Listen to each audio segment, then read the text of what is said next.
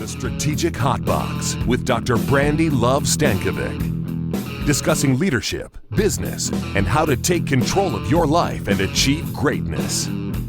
From the streets of Las Vegas, energized, informed, and never diluted.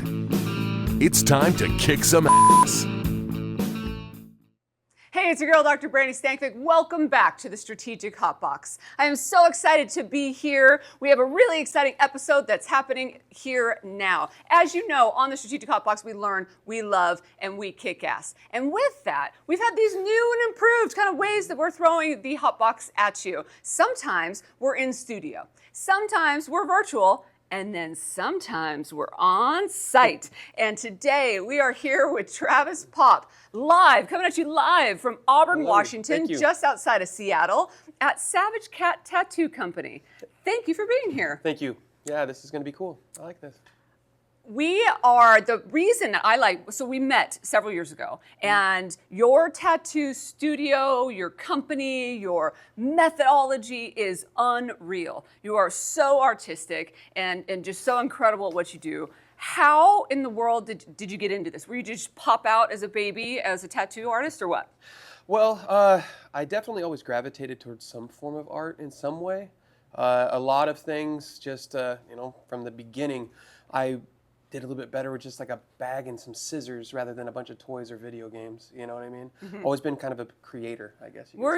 Should you be trusted with scissors? I mean, well, like any artist, they should be supervised initially maybe, but then after that, kind of just set them loose.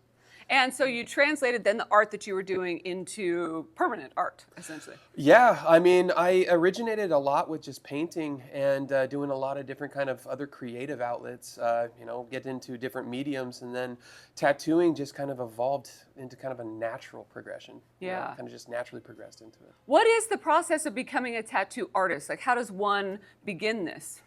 Well, I actually designed my first tattoo when I was like 13, 14 years old for a family friend. And when it came into like seeing somebody like actually care to get my thing on them, it kind of changed the whole game for me because, to see that at a family pool or to see something like that, it was kind of interesting to be like, wow, I'm good enough to be on somebody, and then it's immortalized to an extent, and I thought that was really cool, kind of inspiring. So at 13, you already had the ego it was like that 13 or 15 or something like that. Yeah. Permanent's the way to go. Yeah, well, like I said, it's just one of my mediums, but I thought it was very cool to be, even at that age, be considered good enough rather than all the other people they could have went to, right, to like just be asked to do something like that. So have you ever done a bad tattoo? I think every artist in the world probably would say that they still do every once in a while.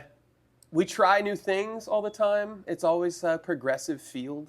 And so no matter what I do, where I do it, if I'm constantly progressing and constantly like pushing myself, then you're taking a little bit of risk along with that. So I push myself really hard. So I try to take calculated risks as much as possible. But for the most part, I think the bad tattoos were probably the first 5-6 years of my career, like a lot of artists. You kind of find your stride at like year 6, 7. Sometimes it takes all the way to year 10 before you start to get a little bit better. Wow. So now you are nurturing the next generation of tattoo artists, and you bring people in. What does that look like? Well, I'm trying to. Like anybody, and the evolution of the tattoo industry has changed quite a bit, especially in the last 5 years. I have a good group of artists here, but I also have a good group of apprentices. And those apprentices coming up, it's a whole different kind of apprenticeship nowadays, with the modern technology that's associated with the craft, with the kind of inspiration coming from social media and other influencers or outside sources. The common, modern day apprenticeship is a lot more based on a mentor trying to help, these, lack of a better word, like ignorant, upcoming artists into kind of trying to put the best information in front of them, help them navigate through the chaos of what's out there. You know what I mean? So a lot of times I try to just bridge that gap from like online or social media outlets or different things into like the reality based of the industry, where to stay kind of like on track. where to pay attention to, and what stuff to just discard where you'll find it later on, you know? I would imagine as an apprentice, even just having somebody to ask questions, just all the dumb questions at the beginning of why does this happen, or what occurs here, and that kind of thing. Well, like I tell all my upcoming and beginning apprentices, that they're a burden until they're not a burden. So initially, I start them out with, like the safety and precautionary sides that needs to take place in this kind of profession. We start out with the common start points, cross-contamination prevention, client interaction, booking process. Learn how to navigate in a shop atmosphere first, and then after that shop atmosphere becomes kind of a ritual or a situation where it's a muscle memory in some cases. Then you start to get to the fun stuff, the art side, go into the trade craft side of it, and even in that I have to kind of, in some ways, control how they progress. Otherwise, a lot of times people can find their little pocket and they like to stay in it, and it just breeds into a bit of not as well-rounded as I want them to be. So a lot of times I try to get them a lot of exposure, try to keep the history of tattooing alive by showing them some of the traditions and the reasons for it, where things came from, where things are going, and try to get these people inspired in some degree. Sure. You know what I mean? And try to keep that thing cultivating in a cool way. And you were saying that you mentioned the tradition piece of it, but you also mentioned technology. And I know this is kind of like a random tangent, but I recently bought a new vacuum cleaner, and I was shocked at the technological advances in vacuum cleaners, right? Since the last time I bought it 10 years ago. They're so much better now. And I think to myself, it's got to be that way in all sorts of industries, right? I mean, obviously I work in banking, and there's technology it's moving at the speed of light, right? In tattooing, is that the case too, or do people hold on to the tradition a bit more?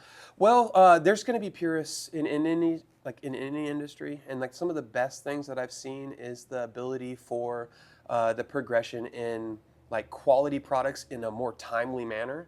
Modern technology has been a huge advancement when it comes down to iPads, Procreates, and just the online resources at our disposal now. I mean, social media and even the TV shows have been a big influence on allowing a commoner to see great people work. The ability to see that amazing artist in Brazil and what machines they're using, what inks, what the application process is like.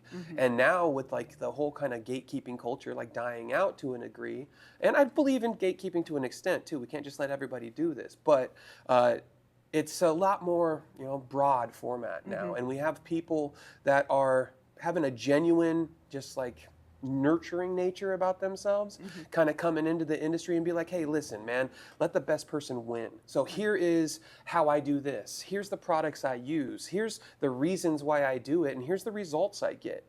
And they're also, not fearful of showing, hey, this is how it healed out. This is where I made a mistake. This is the, changes I've made to my process that I said 8 months ago that I thought was correct. And now they're coming in and they're like, hey, you know what?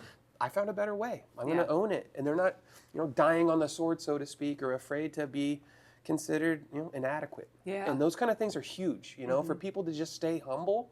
But then some of the most humble people also are, really nurturing to the new generation coming up, and not just being like, no, that's trash, that's shit. You don't want to do that. That's not a good way of tattooing. So the traditional aspects of some of the gatekeeping kind of people that are saying hey, this is the one and only way to do this. Any kind of diversification of it is not right. You're killing the traditions. And I don't believe in that. I haven't for a long time. I think that modern day technology has its place. But there is some situations where embracing the tradition of stuff is hugely important.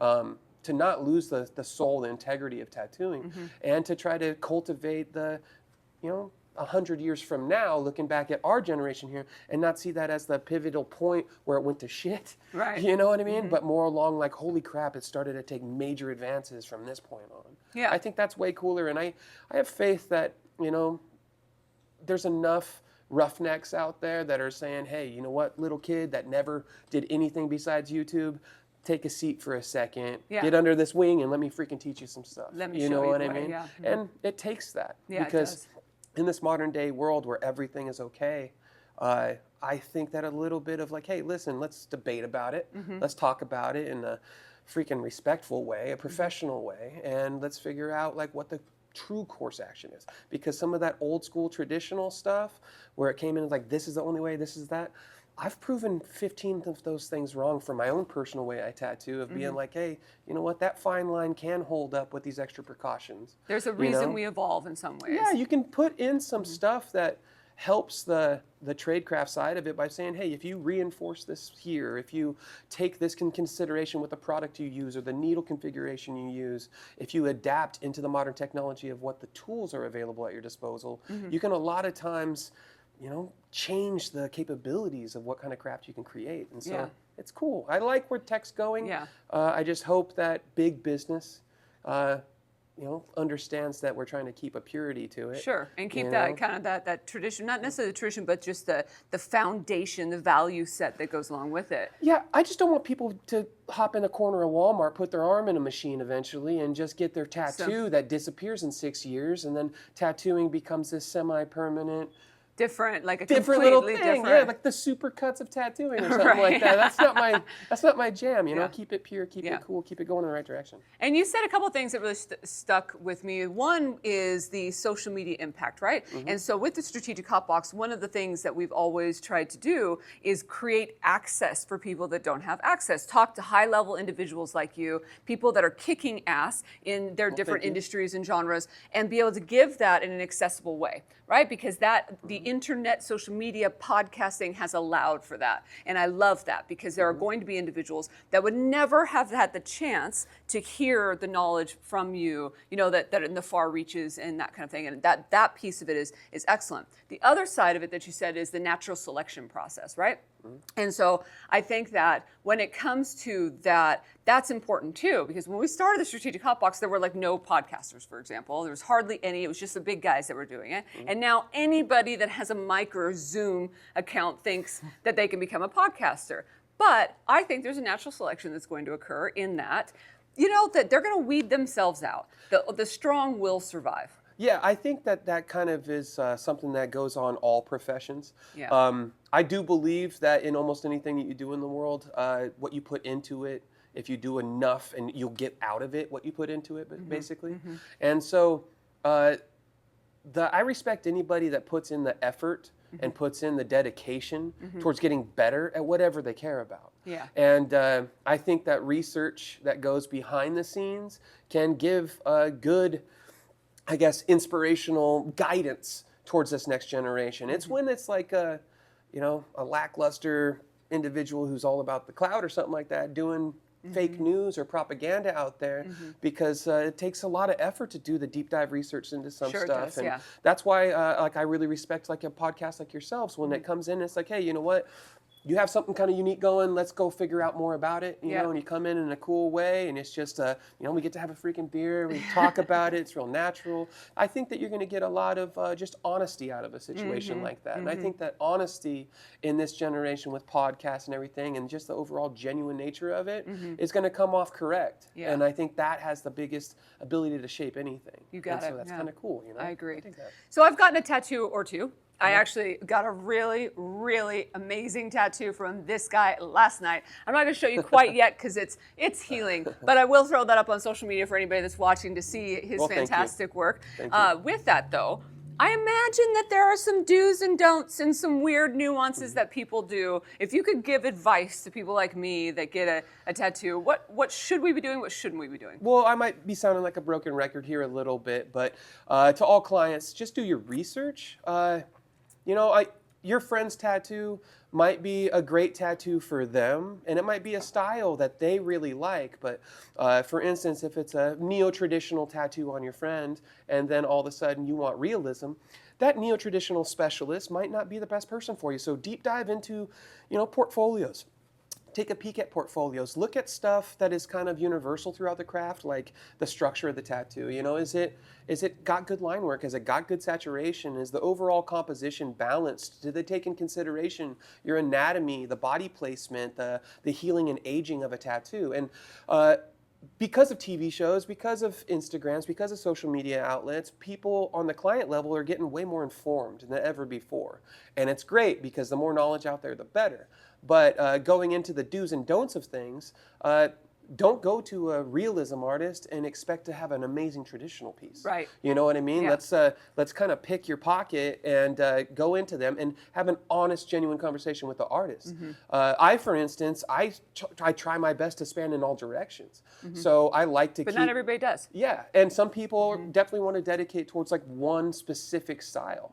And that's where usually some of the best artists lay. So it's like, hey, you know what? There's like amazing black and gray guys out there. But then you ask them to do color. Are they capable? Yeah, they're capable. But like they might not genuinely enjoy the project. Yeah, you know what I mean? And that kind of stuff comes over to like what can really matter in the tattoo industry is like the experience associated with the transaction of it. You know what I mean? I do tattoos that are large scale and a lot of times multiple sessions. I mean, a lot of my sleeves are, 10, 12 sessions each time. You know, back pieces ranging from like 7, 8 sessions up to some that are really crazy. Like I got one client of mine that has, 26, 27 cars, and I did every one of his license plates as just a backdrop of background behind everything. Wow. I mean, he's got like 140 hours just in his back. Wow. You spend that much time with somebody, you want to get along with them. You know what I mean? If you're dealing with some asshole artist or something like that, man, you're just like, oh, get me out of your seat. This sucks, dude. I can't wait to go home, have a freaking shot of whiskey and a cookie, like, get me out of here, So, it's like, the way to my heart. So yeah, I mean, like, long story short, pick the artist that you can vibe with. Sure. Make sure that you're choosing a style in which they're going to have genuine interest in, but also have stuff in their portfolio that show that they can do it. And possibly even do just a simple Google search of what good quality tattoos in that style consist of. You know what I mean? So when you look through that portfolio, if you're ignorant, then talk to people, but don't talk to your one friend that has one fine line tattoo about the trad artist. Right. You know what I mean? Right. They don't know shit. You know, it's like, let's go into it and think about like, all right, well, I mean, Ink Master, honestly, first couple 5, 6 seasons, kind of trash. But when it got up to the later seasons, they're doing amazing artwork and they have amazing artists in there. And when those guys are really coming out of the freaking bat, and almost every single one of them, it's like, dude, this is nitpicky about what we're critiquing. Like these guys are doing solid work. So that kind of situation, it's like, okay, that's training clients on what good is. And that's good. That's kind of good out there. And the best people on Instagram that aren't just showing like tits, cleavage, or whatever, is they're usually showing a style of work or a style of like how they're like showing their work that's just leagues above that standard dude on the corner. You know what I mean? Right. Pay attention to the production value that they're putting into what they do. That care that's going into what they do says a lot about their character. Right. And their character is what you're buying too sometimes. Well, the advice you're offering is actually going to get artists to stay on their game too, right? I mean, it's because it seems obvious, but it's very permanent, right? Or it's intended to be permanent. And so when you're going into it, pick something that you want to be proud of in the long term. Well, that, and like, I really am kind of passionate about trying to help tell the client story. So you should have an artist that isn't just an order taker. If you're getting that feeling from the person on that first initial meet and greet or that transaction, you might want to think about that, because they should be asking you questions as well, trying to get in your brain a bit about what kind of styles you want and help navigate you through the process. If they're a professional, they're going to be like, hey, you know what does this tattoo mean for you? I teach my guys that, and I'm like, hey, what's the why, man? Go into that conversation. What's the why about? Why are they getting it? Why that placement? Why that size? If it's a answer that you get that is just kind of like, all right, well, from a professional opinion, if it's done there, you're going to have deterioration in this angle. The placement is kind of a bit unorthodox. It's your body. We can help you out with that. But that unorthodox placement in every photograph, when you're wearing your wedding dress, when you're in a high heel, when you're in a bathing suit, it's going to look kind of whack. Like if you're some sexy broad and you want this nice little ribcage tattoo, let's think about what you're going to do when you show that. Go hop in my bathroom real quick. Do whatever you got to do to see it, and make sure that it's in the right place. And then we'll do it. We'll set up everything nice and professional, and we'll do that tattoo like really well for you. But let's make sure it's in the right place, the right size. Are there any tattoos that you won't do? I don't do hate tattoos.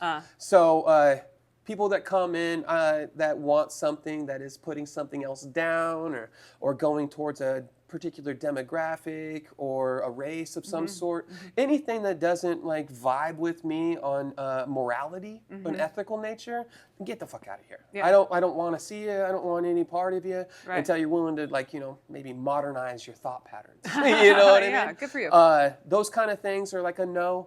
However, like covering up hate and doing a lot of cover-ups and different stuff like that, I believe in like a rebirth to an extent. So if some people, we all have shadowed past, we all have different kind of stuff in our backgrounds, that's fine. That's human nature, you know? But let's go into not repeating that, Let's make this like upcoming tattoo a good one. Sure. So let's talk about the why of it and make sure you're not getting something for your, ex-girlfriend. Like I did that once in Vegas.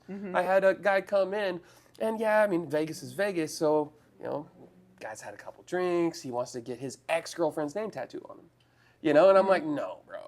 Like, she's already an ex, man. Let's not do that. Yeah. But then, the guy gets wily and he's just like, all right, dude, well, I tell you what, you're the artist, but you're also here to serve me. Oh, geez. I'm like, oh, really? Yeah. Is that how that goes? I'm devalued that much to you? Okay, bro. Well, let's do big black freaking letters then, and let's put it on your inner bicep. And then as soon as you get that tattoo done, why don't you go ahead and send that to her and let me know what she says? Oh, hell yeah, I did it. Oh. Yeah, got it. I got paid a couple $100. Wasn't about charging them a bunch, but some people need to learn a lesson too, and that's part of tattooing That's too. the lesson you want, yeah. Don't piss off your tattoo artist. That's another do and don't. That seems maybe not piss off your pretty waitress. She messes with I your think food, more so your tattoo artist. That just makes sense. It is. So all body parts are on. Then you'll tattoo a penis. I haven't tattooed a penis yet. I have no real want to. Yeah. You know. But that being said, I think one of the gnarliest things that I was asked to do that never happened, but she was like 70, 75 years old, and she wanted realistic lace underwear where realistic lace underwear goes. Would be? Yeah. And 70. So, and she walked into the shop. Get it, girl. I know. I was like, all right, well, am I capable? Yeah. Was there a handling fee? Possibly. We'll see. But you never know. I haven't had to. I've tattooed a guy's forehead once. It said Washington right across it. Oh. I was like, bro, you should really think about this. But he already had a space needle on the side of his cheek and a star and some other face tattoos. And so I was like, all right, man, we'll leave a deposit and we'll come back tomorrow. You'll see whether or not you really want to go for it. At least then you'll be clear head. You'll have the whole night to think about it. Sure. And like I said, we're not a gatekeeper to somebody's decision making, and everybody's got bills to pay. But we try to help our clients the best we can. Sure. But there's a reason why we're all in the tattoo industry too. The purity of it is we're all initially outcasts. Yeah. As by nature, a bit of a nomad, kind of person, and all of us have experimented with some of those kind of like fun things in life too. So the culture is usually what drives us towards this kind of profession. Sure. And we're all a bit nuts, So it's like, dude, you want that on your forehead, bro? Like, okay. I'll do it. You're going to go down the freaking street and get a bad job done on it. So it's like, I'll do clean line work. It'll be a nice design. We can do it. That's fine. But I hear you. Still, I didn't want to. But so we're here at Savage Cat Tattoo Company, and it is a beautiful shop. I highly recommend anybody that's listening and watching to check you out online, on Instagram, etc., because you have lots of artistic expression occurring here. Now, it wasn't the easiest road to get this shop open. Oh, definitely not. The last 7 years have pretty much tested every little facet of me, I had worked in, I think it was like 12 shops in my career before opening up my first one. I bounced around California, bounced around Las Vegas and all over Washington. And when it came into opening up my shop, I had sold a house and used whatever equity I could and just decided to invest in me. You know what I mean? And when that came down, took anything and everything, little oddities, whatever I had, and kind of put it into that shop. We were open for about a year and a half, and then the shop was located on the bottom level, and there was apartments above. Well, somebody started a fire in the upstairs apartments, and ultimately the building was like early 1900s, and the water to put out the fire condemned the whole building. Because the structure just couldn't handle that much water. There was like 2 pumpers on it for an hour doing like 500 GPM a minute or something crazy. And so ultimately my shop got shut down and I was like, well, crap. And it was my first business and I didn't know much about that particular side of business or insurances and stuff like that. So I had like state minimums and so it wiped me out. You know, lost like 70 grand right on that one. And my whole crew was like, well, what the hell do we do? You know? Right. So I just begged them. I was like, hey, listen, you know what? Take 20 days off, something like that. Go do a guest spot. Go get a side hustle job. Take a freaking vacation, whatever you want to do. Give me a little time. I'll make this shit happen. And so I took a loan out and started my second business across the street and was up and functional and taking clients in like 34 days. Wow. Including the build out, the tear out, the build out and everything. And I had no money, you know, and I was, baller on a budget, running everything on a card and then a small little loan. And so I just built it all myself pretty much with they came in and like helped me with some painting and stuff like that. But other than that, that was it. And then, we were lucky enough to be open for about 3 years in that location, 2-3 years in that location. The crew came back, we hit the ball running, and then on weekends, or I gave them a week off once and renovated the whole shop while they were gone, so they came into another little fresh shop. Cool. And then when it came into July of 21, for whatever the hell, once again another fire hit. And so I had just smoothed over the national pandemic, you know what I mean? Right. Like that wiped us out. There was more loans and people trying to keep my guys afloat, taking them shopping, doing what I can to keep people going, you know? And I can only do so much, and there's no real, like a retirement fund really in tattooing. Sure. There's modernization of tattooing. Luckily, we're getting 401k plans and other stuff kind of coming into it. But at that point in time, everybody goes from like, hey, I got a couple months of clients stocked, I got bills to pay, things are going, and then shut down, national pandemic, we're stuck. Right. And I was like, oh crap, here we go. And so we got back on afloat. Luckily, my shop has always been really clean, so the only thing we really had to adjust during the pandemic was a couple little extra wipe down procedures. But we always already had like a nothing touches the ground rule. We wipe every handle every day, deep cleans every week, but we keep a really clean shop. And so when it came into the pandemic, it was like, okay, cool, like some face masks, a couple little walls, we're good. That fire hit, bam, wiped me out again. And then in that situation, the crew all left too. They're like, listen, bro, we gotta, like we're gonna kind of like spread our wings and kind of just see where the industry takes us in these different directions. And I wish them all the best of luck. And it was obviously nobody ever likes to see their buddies leave and stuff like that. Yeah. But I wish them all the best. It's all good. In that situation though, because a lot of the crew left, it was me and my 2 apprentices, and I was like, you know what, man? Let's really go for this one then. Yeah. So hop in a hot rod, we go bounce around all over Washington trying to figure out where our next place is. And that's when the mayor reached out to me, Nancy Backus of Auburn. She actually reached out to me and she's like, hey, listen, there's this thing right in downtown. We want to keep you guys in Auburn. Is there a way that you can come and check it out? And I'm like, yeah, like where is it? She's like, it's that old bank on like A Street. I'm like, that bank? Bank's freaking huge. How the hell can I afford that? Right. And she's like, well, I know the owner, and I know it's been like condemned basically for like 7.5 years. I'm like, you should go check it out. And so she hooked me up with this very, very awesome dude, Jeffrey Oliphant, and he's like, yeah, let's go take a look. He was skeptical, because it's like a tattoo artist. Right. I don't know about these tattoo artists coming in here, ruffians, the and they're gonna screw everything up and throw a bunch of parties, do crazy shit, And I'm like, listen, man. I kind of do things unorthodox, whatever. But luckily, Nancy had my back. She's like, no, he kind of does stuff different. You got to give him a quick shout and see what happens.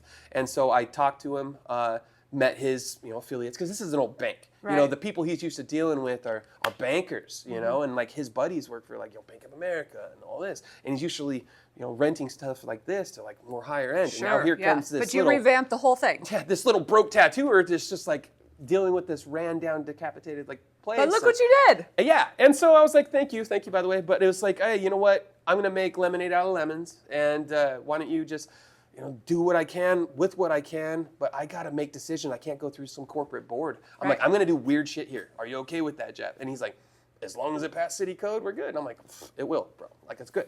And so I got to get really fun with it. A tiki bar upstairs that I tattoo out of, Your I turned art is everywhere. Yeah, and I turned the bank vault right behind us into like what I consider the most prized possession, which are my artists. So that's the artist lounge, So we go back there and we can get our drawings done. We can do different stuff. But I also hold meetings like every Wednesday and Thursday for early show where we talk about tradecraft stuff. Yeah. So we come in and we every week the person who probably might bring something to the table is like, hey, this is what's really inspiring me this week. Yeah. And Love so they that. go There's into collaboration that yeah, but you get occurs. some of that modernization, some of that freshness comes into it. And so they bring up like, hey, I'm really into this artist. What do you think about this, this, and that? I'm like, well, dude, I think that these are some fail points. Let's see you talk about it, And then the Thursday I do the follow-up. And That's then, great. Then it's all me on that Thursday stuff. And I think it's people, incredible though to go through the hardships that you went through. From ashes, you rise, and you're building a team. You have several apprentices now, and you're kind of keeping that generation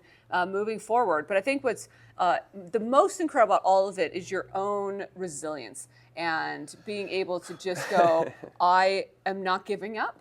And there's so many people that are listening and watching that have probably had those moments, or might be in those moments of going, I mean. Well, I contribute stuff like that, and I have to contribute stuff like that to, like, how sometimes a person's brought up, or some of the experiences they have kind of in the earlier stages of their life. Mine, for instance, were, I grew up with a great family. Shout out to my mom and folks and family, to all them. They really support me through the hard times, in situations of just, helping my inner monologue stay true to myself, but also try to keep like the positivity up rather than the negativity really wiping me out. Yeah. And then you go into the concepts of like exposure to things, Right. Like I grew up with some sports growing up, so team atmospheres were not like, crazy to me. I saw an initial pursuit into like my career path where I was I was a firefighter. From you were a firefighter and you had 2 businesses Isn't burned that down? crazy? I know. The irony of that is crazy. I know. But I mean, just to put out there, fire never actually touched my shops. It's all water damage. So like the water damage on these old buildings wiped me out. Right. And it's like, oh man, of all freaking At least now things. you're self-contained. It's just you that's here, right? You were going to say something about the firefighter, and then I got some really fun questions for you. All right. Well, the firefighting side of me, it allowed me in like my junior year of high school in order to kind of get a taste of it. And then in the senior year, I taught, and I was the battalion chief, so I was running a crew. Yeah. And so that got my first real exposure into like a managerial side of things. Sure. Then I ran a couple painting companies while going to college beyond that. Yeah. So like I got like fire science degree, all those kind of different degrees associated with firefighting. And then, hey, it didn't feel right. Yeah. So I was like, you know what? I gotta try something else. Yeah. And I gave up that career basically To find this path. And so I moved to Vegas, and I was like, the 2 things I'm interested in are tattoo and freaking motorcycles. Oh, I thought you were going to say women. Oh, well, that too, obviously, but those would fly in and visit every once in a while. But when it came down to like the tattooing and motorcycles, I did my first apprenticeship in like 2004. Yeah. From like what they claimed as the first original tattoo shop in Las Vegas, and just kind of went from there. That's incredible. Absolutely incredible. Okay, so fun questions for you. Old school or new school? For tattooing and stuff? Yes.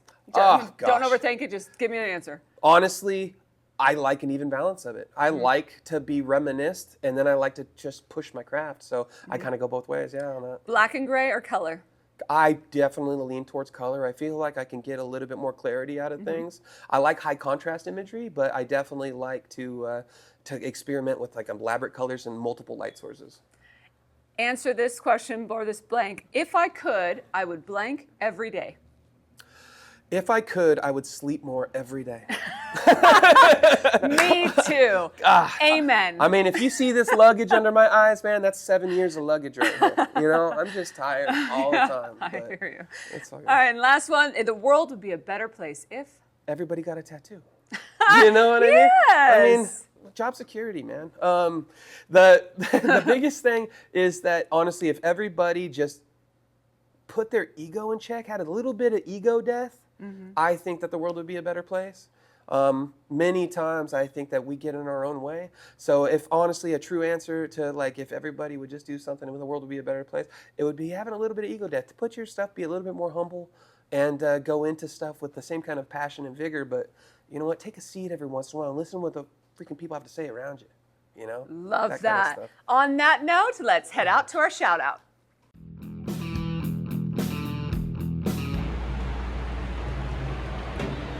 Hi, this is David from Savage Cat Tattoo. Please come check us out and enjoy listening to Brandi on Strategic Hotbox. Thank you so much to David for giving us that shout out from your very own, one of your very own apprentices giving us a shout out here at Savage Cat Tattoo Company. All right, Last thing, what's a takeaway or piece of advice for our listeners? Well, advice, let's go trade craft specific for a second here. Advice would be definitely do your research. Once again, do your research going into it. Listen to your artist. Take the whole situation of getting a tattoo into more of a collaborative viewpoint. There's going to be suggestions that your artist might, spit out. And if it's the right artist, they're going to be malleable to an extent. They're not going to be too rigid on like their viewpoints on things. But the biggest thing is that you're going to get a better product if you pay attention and come at the whole thing like with a collaborative nature. You know what I mean? Us as tattoo artists, we look at tattoos every day. Our research is in tattoos or artistry or different things that help kind of influence our tattoos. And so, yeah, as a customer, really deep diving into something, you might put 100 hours into it, and that's a long deep dive for a client. But for us, 100 hours is a week. We have thousands and thousands and thousands of hours of research. We might have seen something that is a better suit for what your current request is. And if we articulate ourselves properly, then it could spawn into a really, really cool idea. So be malleable, be creative, but, be collaborative. Would be like what I say. Love it. What I mean? Doing your research, being malleable, creative, collaborative, working together, and it can create magic. Yeah. If people wanted to get a hold of you, how would they do that? You can always reach us on savagecatattoo.co. That's the website. It's mobile friendly, so you can kind of navigate, find your favorite artists, comb through their portfolios, and submit that submission form located right underneath that portfolios. If you're kind of into all of our work and you want to see who's going to be like the most available or somebody that can get you in quicker, then you can go right on that submission form page and select next available artist and see whoever can kind of come out and get you too. Social media outlets, Travis Popp Tattoos at Instagram, and Savage Cat Tattoo Company, Instagram, Facebook, all that stuff. Excellent. Thank you so much, Travis, Thank for you. being This is here very cool. with Cheers. us. Cheers. Yeah, absolutely. And thank you to all of you as we have our cheers and drink here at Strategic Hotbox. If you'd like to hear or see a certain person, email us podcast@strategichotbox.com. And of course, you can check us out on all the platforms: Spotify, iHeartRadio, YouTube, Apple, iTunes, all the things, everywhere, even Roku, if you're feeling up to it. Thank you to all of you that have been around us. And until I see you again, get out there and kick some ass.